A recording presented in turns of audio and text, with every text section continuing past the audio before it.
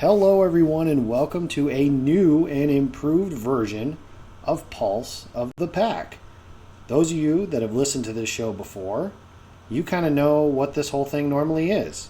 It's a podcast, it is just audio. Now, unfortunately for you, you get to see our ugly mugs every single time we do a show from now until whenever we decide we can't do this any longer.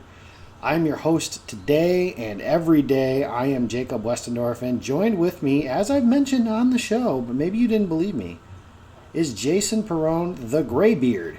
Jason, it is playoff baseball week. Are you feeling like a savage in the box? No, my team isn't even in the playoffs, so I could care less. But I'm not adopting. I'm not declaring who I'm adopting yet, so I may be Team Savage. I may not. It'll be a surprise. I have a suggestion. I think they play in the Bronx. That's where I would recommend. What a surprise. Yeah, well, what can I say? For those that are wondering how I feel about this baseball playoffs, I will quote the great Aaron Boone, and that is those Astros pitchers, those Dodgers pitchers are good, but my guys are savages in the box. So I am looking forward to a 28th World Series championship, hopefully when all is said and done. But that is not what we are here to discuss, Jason. We are here to talk about something new and exciting that we are doing, and that is a rebranding of this podcast that hopefully you guys have listened to before. We are doing some new things, and first and foremost is this video format. And we will still have audio. We will still have ways to get these things to you in a podcasting form if that is your preferred format. But Jason, talk a little bit, because I don't want to talk the whole time, but talk to me a little bit about the reason why we wanted to make this transition. Well, we want to clearly, it's the face adds to the brand. So no, really it doesn't. We want to take it. We want to take it next gen, next level, and if we're being very candid right now, it's because the platform that we've been using is just very unreliable. If you follow the show closely, you know that there isn't nary a week goes by or a show goes by where there isn't some sort of a technical glitch. So it's time for us to take it to the next level. But what this is also going to allow us to do is expand the Pulse of the Pack brand. And in addition to our show that we do, talking about Packers football, the game that was, the game to come, we're also going to have some additional special guests that are going to come on, and they're going to start doing their own segments each week related to specific aspects of football, and we're going to branch out. So this is going to get a little bit NFL centric. There's going to be a fantasy football element to it. There's going to be if you're a gambler, there's going to be some information on that. So just expanding it out. Taking it to the next level. It's our 5th season, so it's about time that we get on the tech bandwagon here. I feel like we were kind of like the Prodigy.net or the AOL. It's like we graduated from AOL to, I don't know, insert cable company or high-speed internet. Yeah. Right? Yeah, that's how it feels. And I think that eventually it got really frustrating. It started with some of the platform that we were using. It used to be like every so often, every 6 months or something like that, we'd have a glitch. And now it was becoming more and more frequent. And frankly, I was tired of that. I think that you guys, the listeners, we have a few loyal listeners. And for those of you that have been loyal, we want to bring you the best content possible. And really with the platform we were using, I just didn't think that was possible anymore. Jason agreed. So we agreed to try something different. Now, I will say proceed with some caution. Be patient with us. I am learning how to use these systems. Jason is learning how to use these systems, and we do have some help, but it's going to take some time for us to not be... There's going to be some bumps along the road. There's going to be some things that are like, oh, that was a little clunky. But once we're up and running, as I mentioned on Twitter last night, it'll kind of be like the Packers offense. Once the Packers offense is ready to hum, it'll hum. And I really do believe that. So that was another reason for the switch, and I think that it'll be a positive thing for all of us. So, Jason, you mentioned fantasy football. That is a friend of ours that we both know from the Pack-A-Day podcast, and some of you guys might know him as well. It's Tyler Grezagoric, at Tyler_Grez. He will be bringing us fantasy football content every single week, sleepers, people that are matchup issues, people that aren't matchup issues, maybe somebody that you should start, maybe somebody that you shouldn't start, those sorts of things.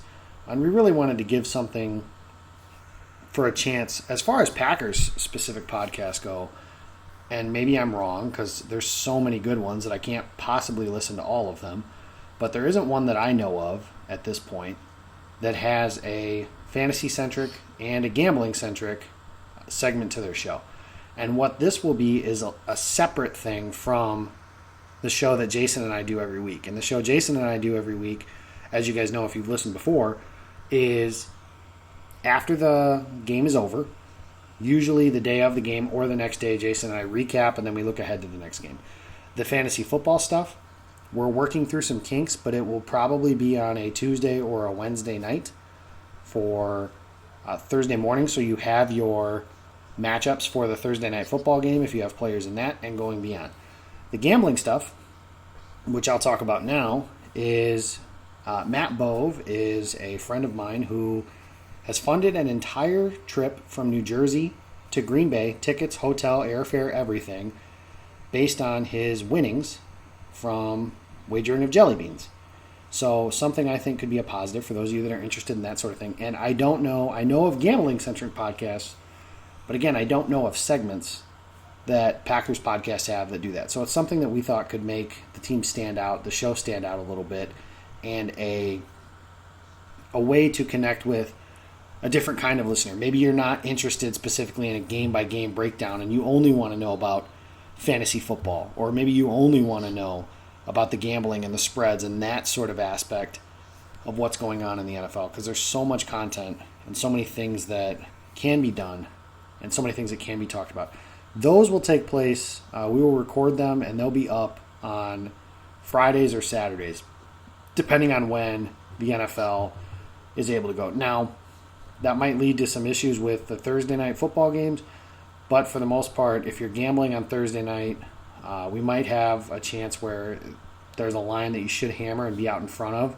For example, if we know Carson Wentz is injured going into last week's Packers game and you could get the Packers at -3, you probably want to get that before it goes up to like -6 or something like that. I'm sure Wentz would sway the line at least a little bit.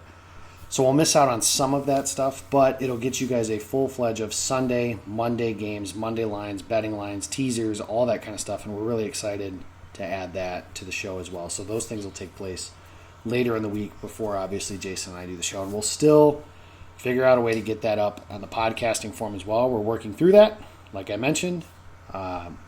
Stay patient with us. There's going to be some kinks. There's probably some kinks throughout this process as well. But ultimately, we're excited, and we want to get this thing moving in the right direction, and we think this is the best way to do it. So, Jason, real quick, it's a Packers show. We're already here. We might as well talk a little bit about the big news of the day, and that is that Adam Schefter reported that Davante Adams is unlikely to play on Sunday in Dallas. Now, an equalizer, quote-unquote, if you will, on the injury front, is that Tyron Smith is unlikely to play for the Cowboys, and that is their star left tackle. So something that, for a defense that's ailing, it could be a potential for some help there, I guess. But let's stick to the Packers' angle on this. Is what can Green Bay do to mitigate the loss of Davante Adams on Sunday? They can't mitigate Davante Adams. He's one of the few, one of those players you cannot replace. And I don't care if you've got four, other guys out there. I mean, Davante Adams that's a huge loss. And if Jamal Williams isn't going to be able to play, then the run game's going to get taxed a little bit too, and it's going to trickle down. This is Matt LaFleur's opportunity for a shining moment, and it's his first year. He's got a lot of high hopes and high expectations. Started out 3-0 against a lot of those expectations. Best start for a rookie head coach in franchise history.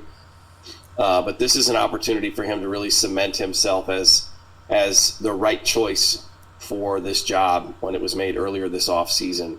if he can bring his Green Bay team into Dallas and get them prepared to take on a really good team, a team that right now, even though they lost on Sunday Night Football to the Saints, is still very much in the conversation for the NFC. Not just the NFC East, but the NFC.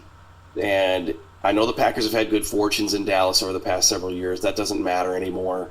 Year to year, things change. The Packers just happen to have outplayed the Cowboys. You know, they've had their way with the Dallas front. Defensively, they've been able to shut down Ezekiel Elliott. But as far as Adams goes, you know, I just think in order for them to get what they need, Aaron Rodgers will be his usual self, and he'll be very good. But you now need every single other receiver to essentially play above their average or above the mean. And it can happen, but as we've seen in the history of the game and over time of watching the Packers and watching a lot of NFL football, it's rare that all cylinders are clicking on the same day. So it's gonna. I don't know. I mean, I really don't know. I don't see them being able to run a ton with Aaron Jones. Aaron Jones has not even. He hasn't even hit a 20-yard run yet this season. The offensive line could also be without Brian Bulaga. And that's another thing right there. If Brian Bulaga is out, you know, you've got another DeMarcus Lawrence is a premier defensive linebacker for the Cowboys. Is Aaron Rodgers going to have time to throw to the other guys? I don't know. All those things trickle down and all those things matter. So, but if you want any motivation, you know, if there's anything that can be taken away from the Packers' loss, it's that the Eagles came in on a short week and won a game on the road in Lambeau Field, which is a huge road victory for them. The Packers can certainly pull this off, and there's no reason why you shouldn't consider picking them. But Davante Adams being out is definitely not what we want to hear. No, it's not. And we've talked about it, you know, since the offseason began of, do the Packers have enough at wide receiver? Well, I think the answer is no, but I can also tell you this. We're about to find out.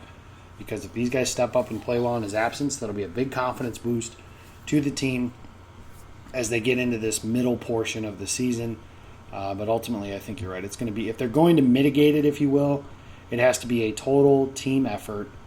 And I mean that by saying you spread out the production between Adams to guys like MVS, Geronimo Allison, Jake Kumaro, Darius Shepard, the tight end position as a whole, the running backs out of the backfield. I mean, that's really what it is. They're going to take a total team to go into that. And you mentioned Bulaga. I think that's arguably the bigger loss just because, and again, with all due respect to Alex Light, he's an NFL player. He was thrown into the fire. That looked like JV against varsity against the Philadelphia Eagles. And that's a tough look for a player who's trying to make his mark in the league. So we'll see if the Packers can get enough protection, enough plays down the field, enough out of their running game. It really is going to have to be a total team effort and a bounce-back performance from a defense that really just got hit in the mouth. So we'll see how that goes. But again, thank you guys for listening into this. We have our intro. Follow our Twitter account. It's @PackerPulse. We'll be able to get you guys information on when segments are coming up, when they're posting to YouTube, all that good stuff. And subscribe to the YouTube channel. It's youtube.com, and then it's Pulse of the Pack.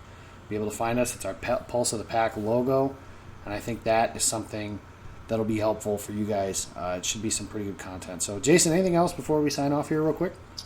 Excited to do this video thing. Thanks for taking all the time with a new baby, less than 2 weeks old, to get this thing set up. And as always, go Pack Go. That's right. Go Pack Go. We will see you guys next time around.